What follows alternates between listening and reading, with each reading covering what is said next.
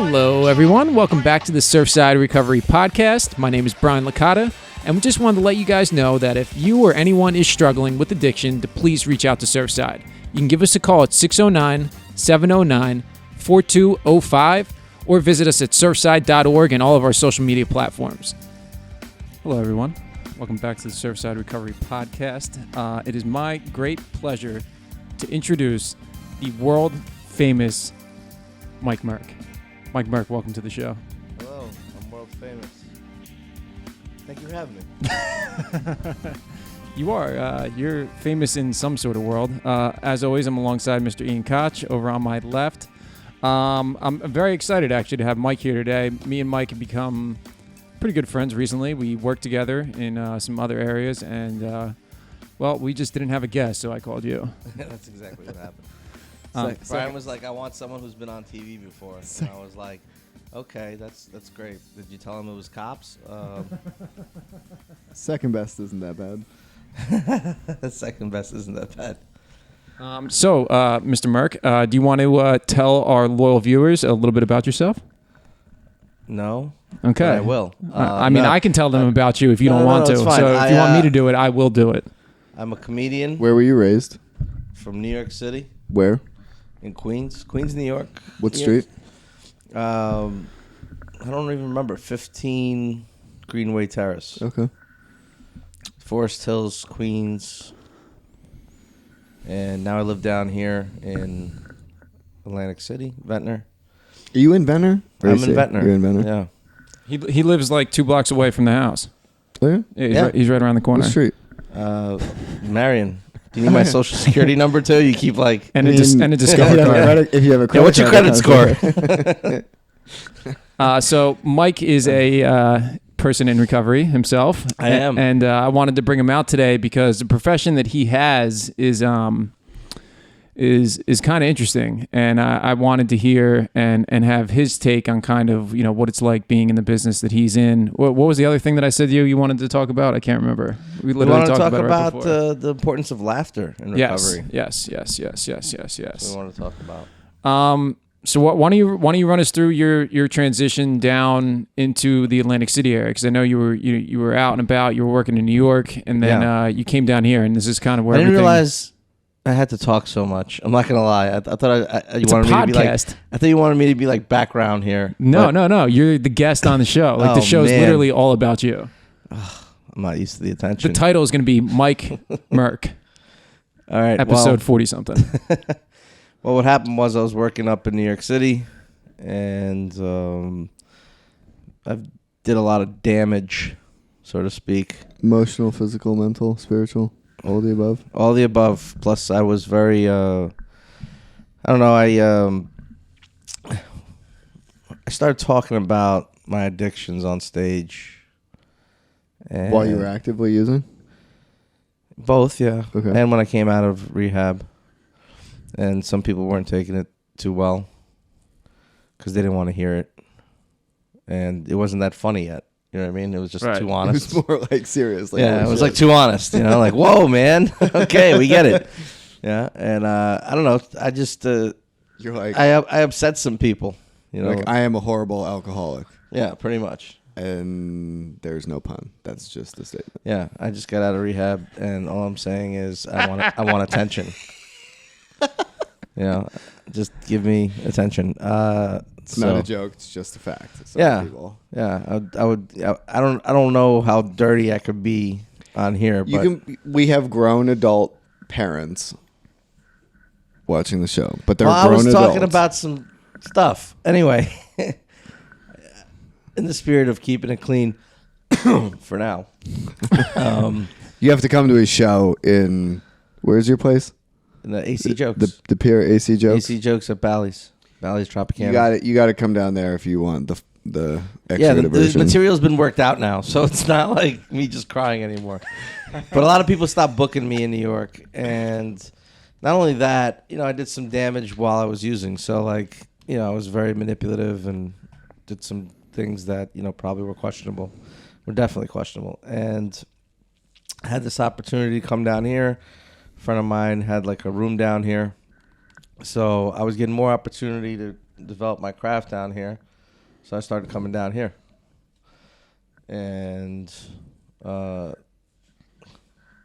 was really a good time. I make a joke about it. I'm sorry to cut you off. What? No, I said it's a good time for you to show up because there was a comedy place in Tropicana. There was that closed. Yeah, it closed. When I first moved down here, do you remember what it was Comedy called? Stop. No. Yeah, and they were around for years, I think. Yeah, they were around for a long time. They shut down. Why? Do you know? Well, I don't want to throw someone else's business out there, but Was it? I guess like lack of need, or was it just poorly run, or I don't want to throw anyone's business out there. I'll go with it's poorly run. That'll be good enough for me. Let's put it this way: some people, the person, some of the people that were involved there, from the top down, they suffered from some of the same things that we suffered from. Got it. So, when that happens, and it goes untreated, the business doesn't operate well. The show doesn't go off very well. The show doesn't go on Yeah. as well. You're just up there crying, telling people that you're an addict and with no punchlines. So moved down here doing that thing. It was great. It was like a nice opportunity to work on my craft and do the things that I did. But I always make a joke about it because I go, I'm addicted to drugs. I'm addicted to alcohol. I'm addicted to gambling. So I moved to Atlantic City. I thought that'd be the best thing I can do. Right? It turned out it was for recovery. Yeah, it turned out it was like the best thing I could do, but it was a year of being like dry and miserable. This is you're talking about your first year down here? My first year down here. Okay. And I got into some questionable behavior while being sober, if you will, that pushed me back towards recovery. Mm-hmm. That has changed my life since. What do you mean? So the behavior pushed you farther into recovery or away from recovery? No, into Got recovery. Got it. Yeah, because I thought I had it like under control. Because what happened was we were down here, we were running, like I was performing in a room. Then we decided to start AC Jokes, me and a couple of buddies. And now I have a business. Now I have money coming in. How many partners do you have? 2. I have 2 partners. 2 others? Yeah. Is that tough? Is it tough? Yeah, very tough. Yeah, but people clash sometimes, like anybody else. It's like having like 2 brothers, Right. I Right. never had a brother. And then everyone. I actually just found out a little while ago that I have a brother. You have a brother? I do, but he's 51. He lives in New Hampshire. Long story. Crazy story. Ooh. But Tell us the short version. Uh, Yeah, how do you like being in the hot seat now? Yeah. Yeah, now the tides have flipped. short version. My mom, who's a great person, made a mistake when she was way too young to make appropriate decisions, and that was that. And she gave birth, and he was adopted, and Oh, that's interesting. yeah, we met this Is he year. rich? Not at all. My first thing was I wonder if he could make a donation to Surfside.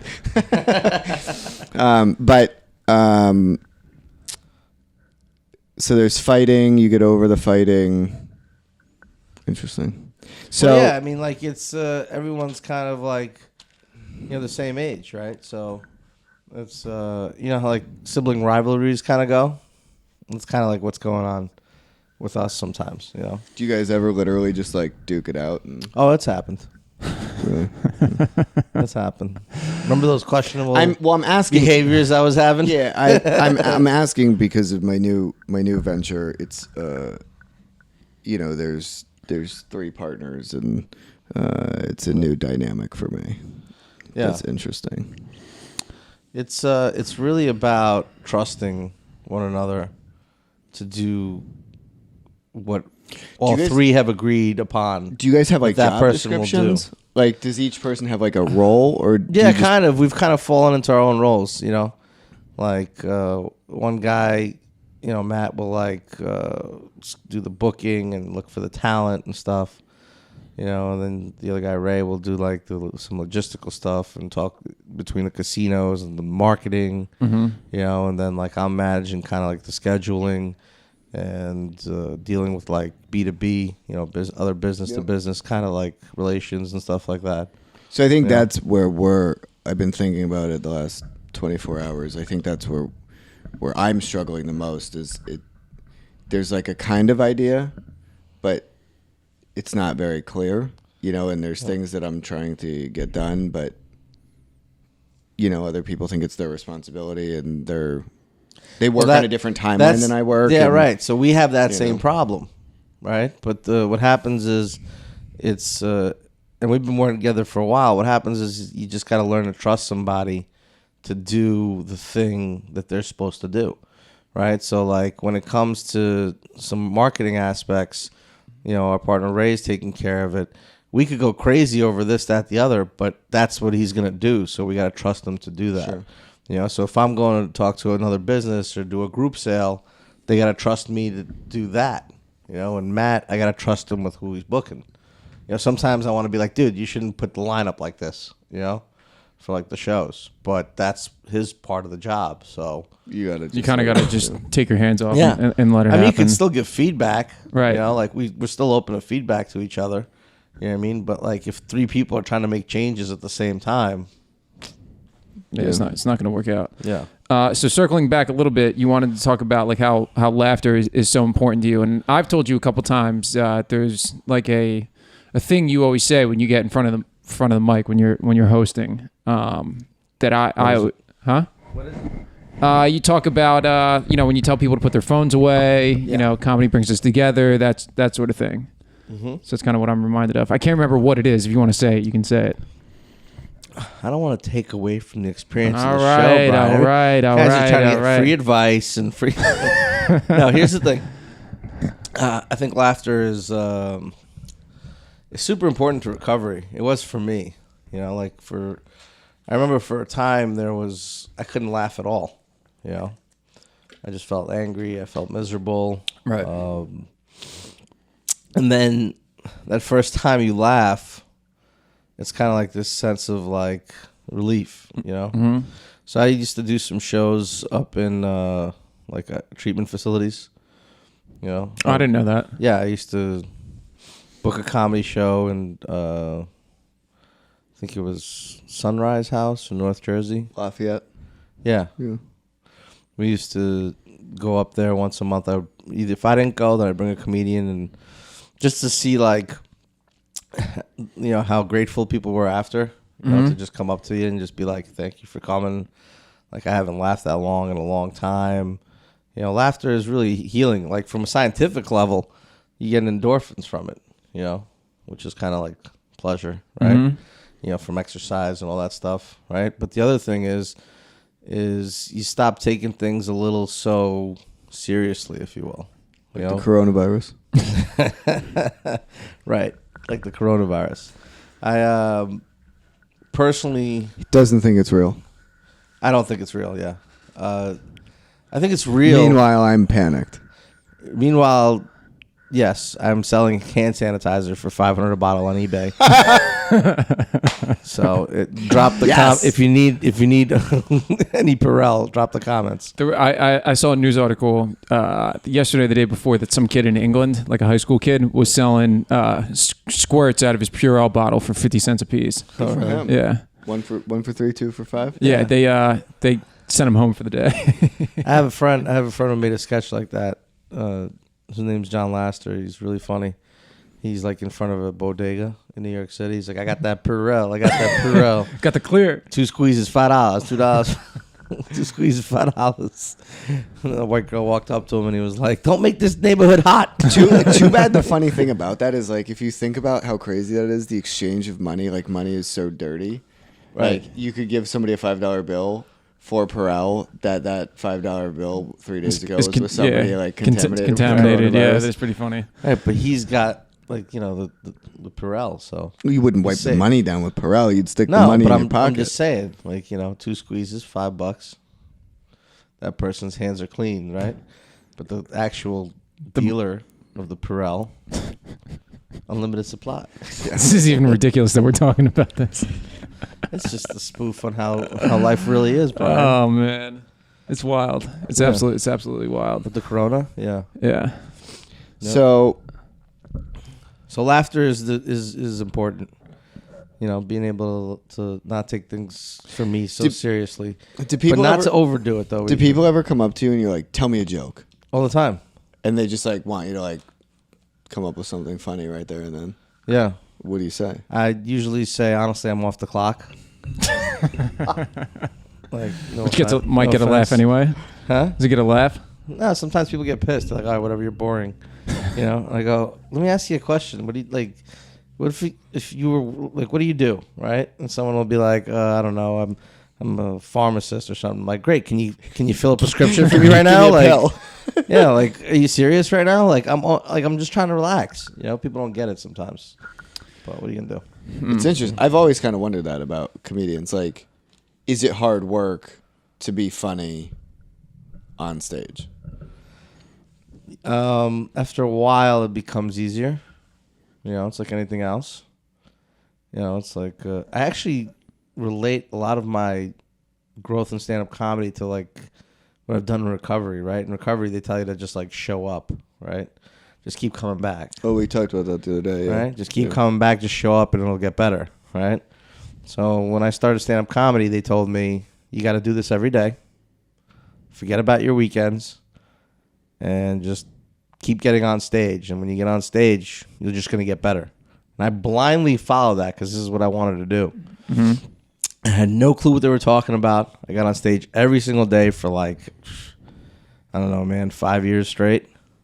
And then eventually something starting to click where like now it's just you get a feel for it. Like riding a bike almost. Mm-hmm. Like you know what's going to work. You know what's not going to work. You know? Yeah, it's an interesting parallel because, I mean, a lot of times when people come in new to recovery, that's what they're told to. Just show up, keep coming back. Eventually your life is going to turn around. That's an interesting comparison. I mean, that's really anything in life, man. If you want to get better at it, you just got to keep doing it until something, you know, eventually finally clicks. I think the key is just to show up. Yeah. You know, like I think a lot of us have problems just showing up, whether it's anxiety or just being uncomfortable, not wanting to do something.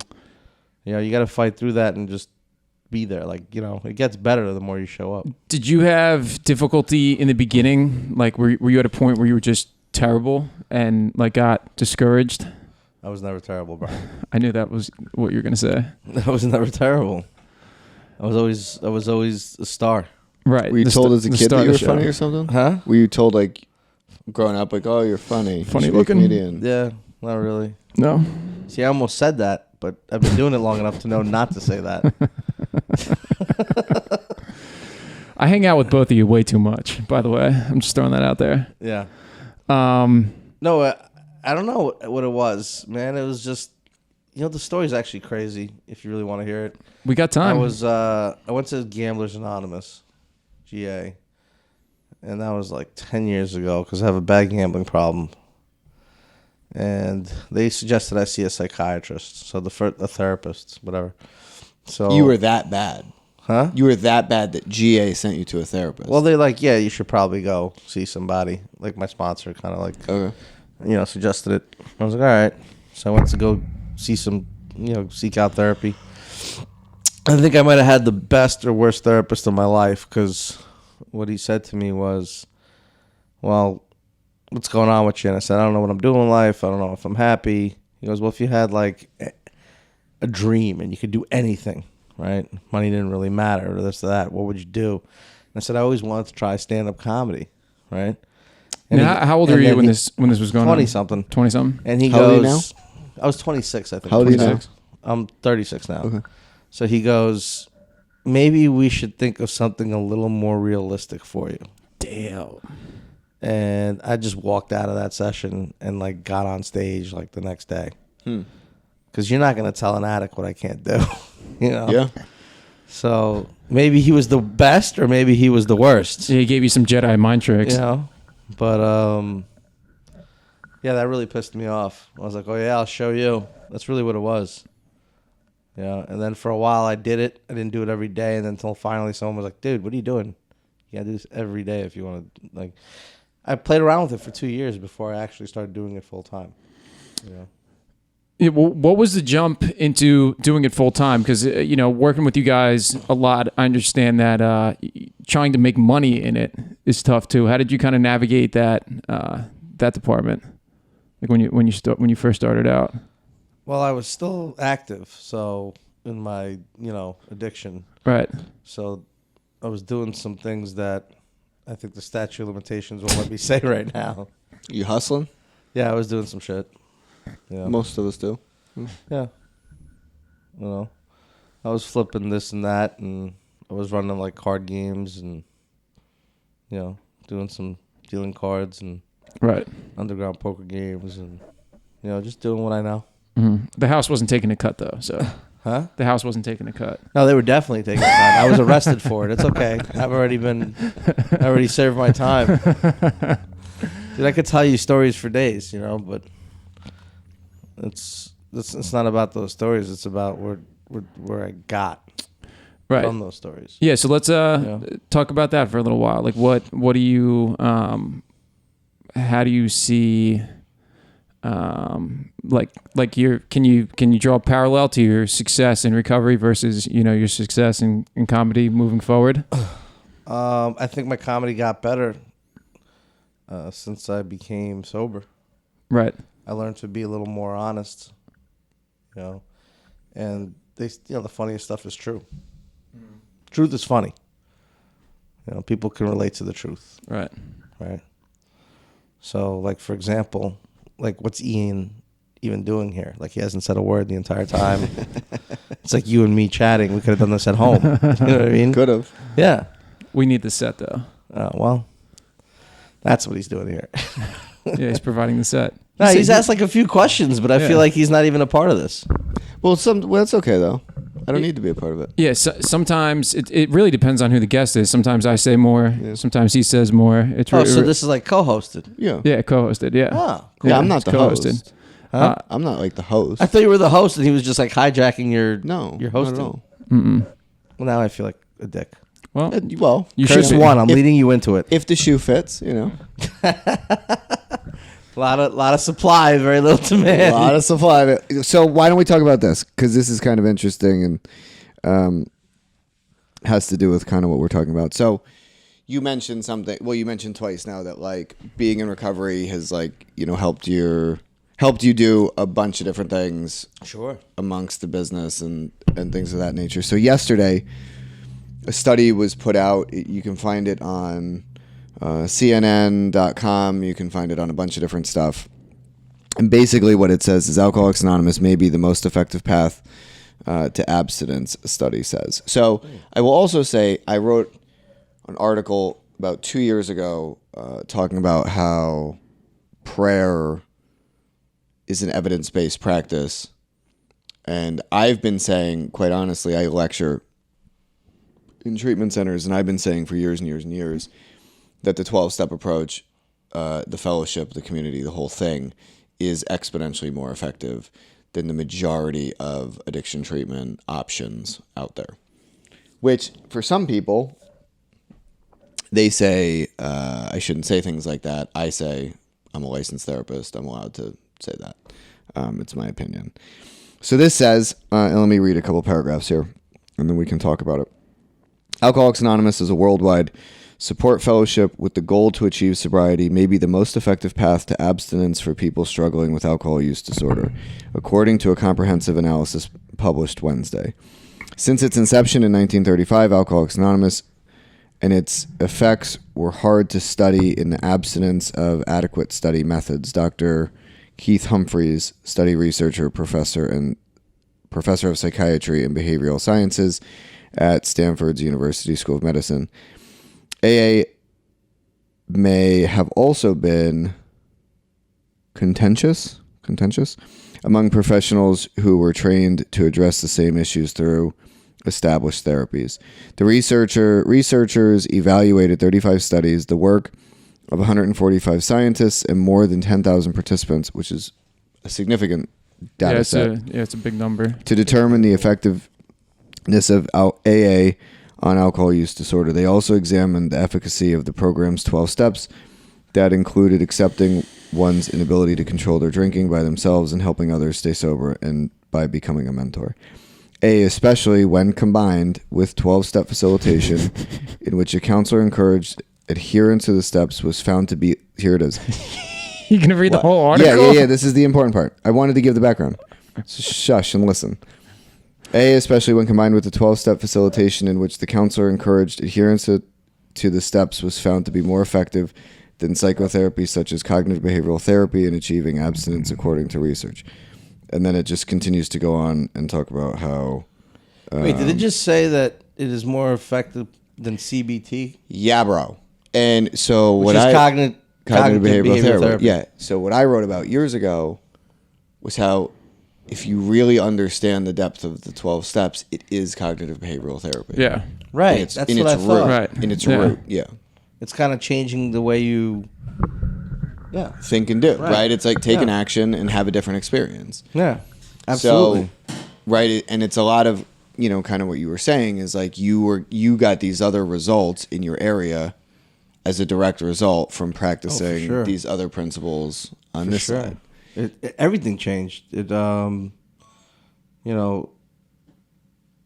right. So one of the big problems I had in New York, right, was I didn't even realize I was doing it until I had to go through the steps and take a look at myself, right?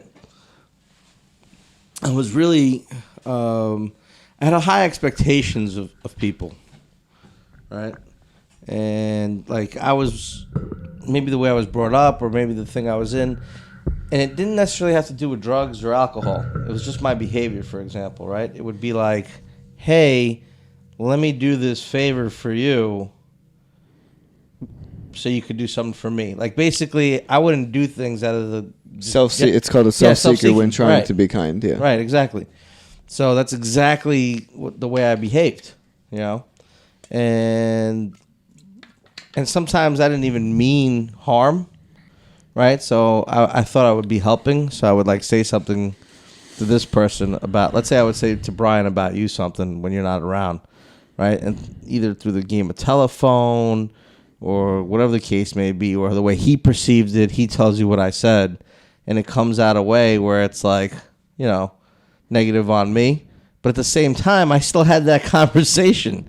So I'm at fault, you know what I mean? Because I could have had that conversation directly with you. Or not had it at all. Or not have it at all, exactly, right.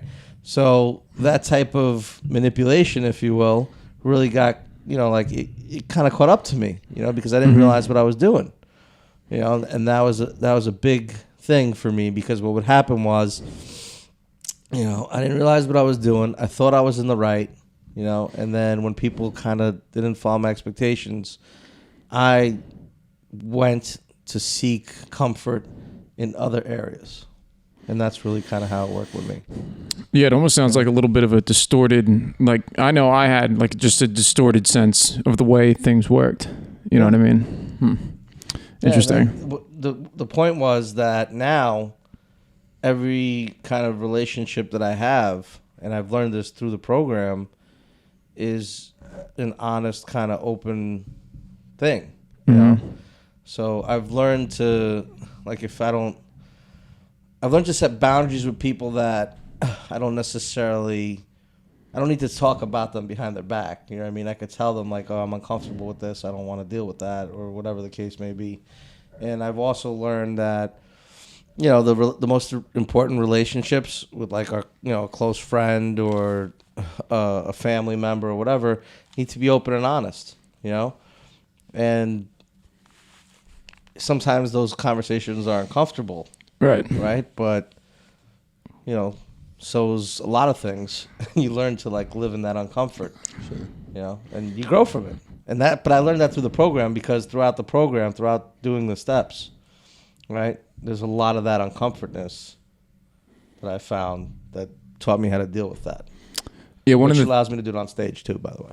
Yeah, well, one of the things that I've been trying to work on hard more recently is talking more direct with people. I always Beat around the bush. Yeah, if I had like a problem with somebody, or even if it's not really a problem, just, instead of, I think part of it is not wanting to hurt people's feelings when I'm talking. Yeah, we were shooting a sketch yesterday, right? Brian, shoots for us, right?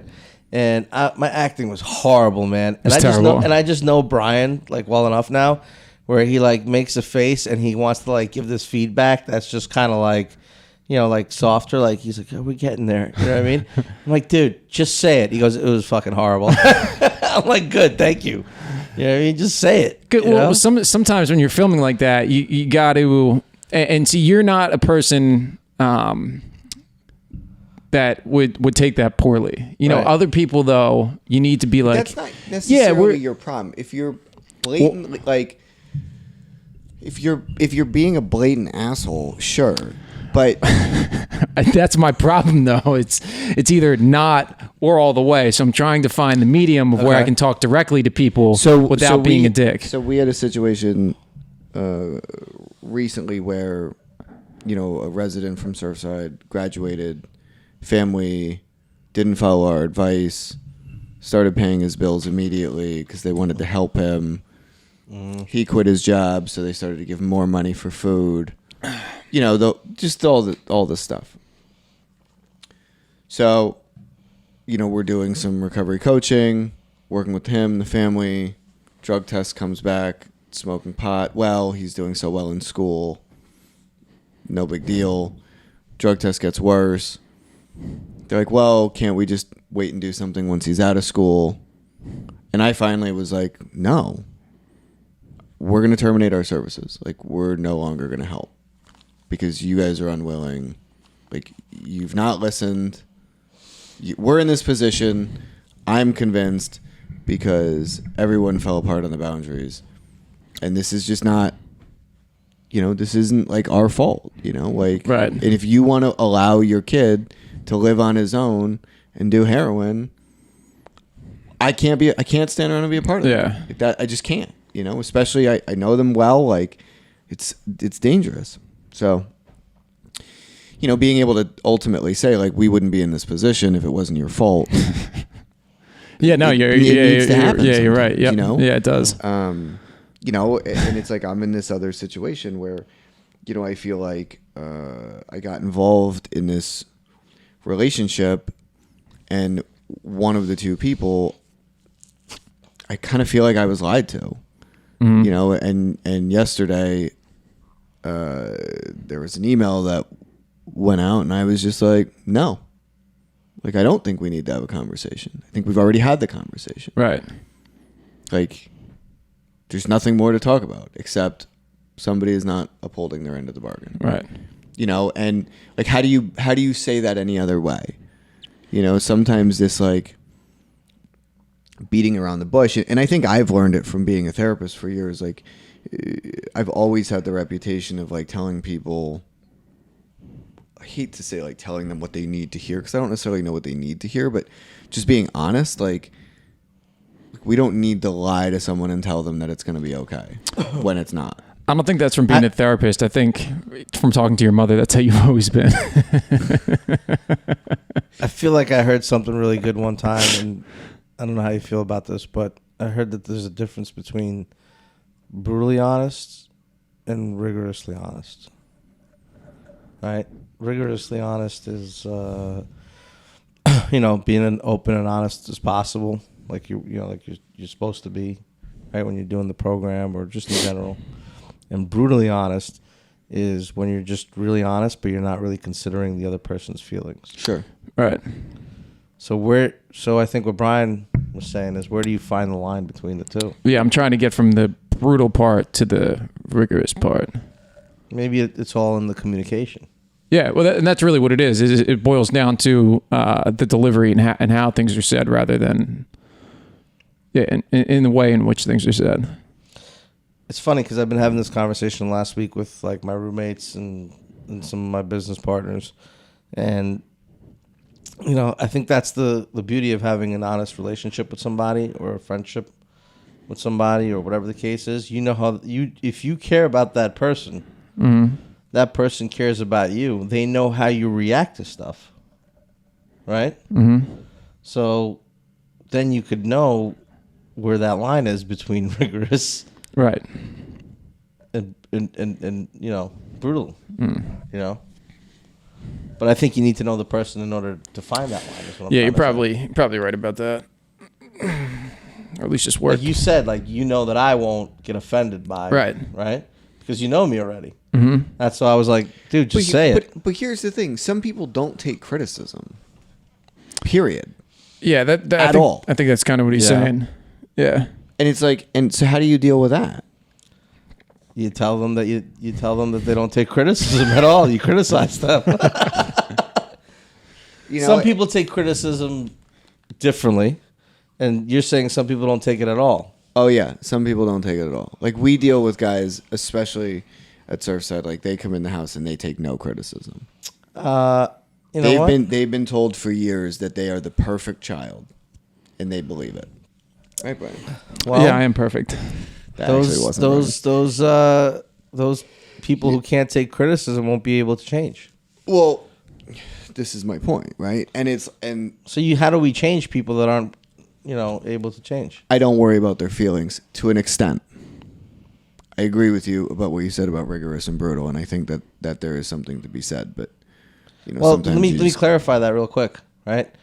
That is something that I consider when I have an honest relationship with friends, right?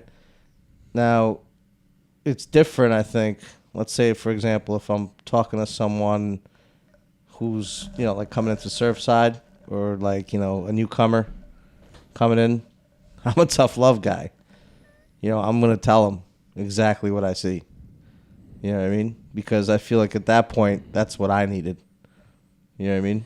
Mm-hmm. But like it's a little different. I'm not like worried about. Yeah, I'm not going to go around giving like criticism and feedback to people I don't know. Like aren't asking for it. I'm just going to like walk up to the random guy at the bookstore and be like, "Hey." Yeah, that's an you're an asshole. Hey, you're acting like an idiot. Knock it off. You know what I mean? Yeah. What are you, 12? C-spot run? Come on, man. I'm not. We haven't read that yet. So I think we are talking about people and relationships to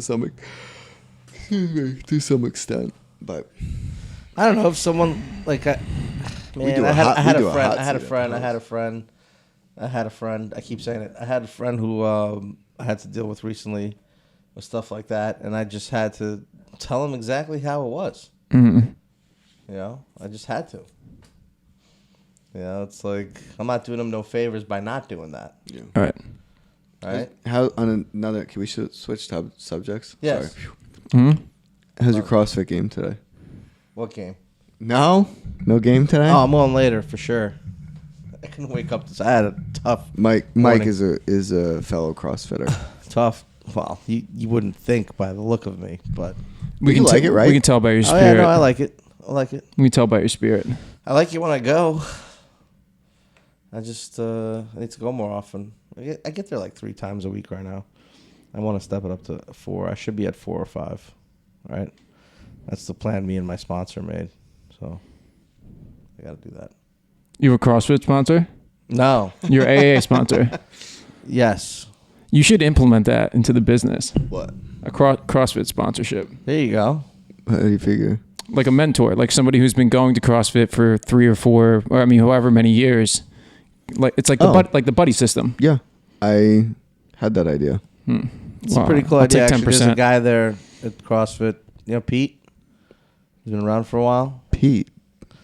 He goes in the morning, and he's been helping me. 8:30, Pete. Yeah. Yeah. Yeah, he's been helping me. Mm-hmm. It's pretty cool. You know what I mean? He's like, take it easy, this, that. Because I'm in there, and it's very humbling, right? Because I just like started, and I have health elements that keep me from, not. I'm justifying, and it's okay. No, but it's fine. So anyway, I'm in there, and it's humbling, right? Because first the guys are finishing like way before me, right? And the girls are lifting more weight. The girls are finishing like I'm the last one to finish. The girls are beating my time. The pregnant girls yelling at me like, "Come on, you can do this!" And I'm like, "Geez, man." you know. But it was cool. Pete was like helping, so yeah, I think that'd be great. You know, if you had people who are willing to do that. Mm-hmm. You know. Yeah, I thought that was a great idea. Yeah, I think so too. I agree. All right, well, we're just about out of time. Merk, I appreciate you coming. I'll see you probably in an hour at another meeting. Maybe not. So, this has been the Surfside Recovery Podcast. Wash Mike, your hands, everybody. Every time you touch anything, be careful at rest stops. Check out the Easy Jokes podcast. Yeah, the world's funniest podcast. We checked. Thank you. Comes out every Wednesday morning at 8 o'clock. There's some good shows. It's also a Brian Licata produced show.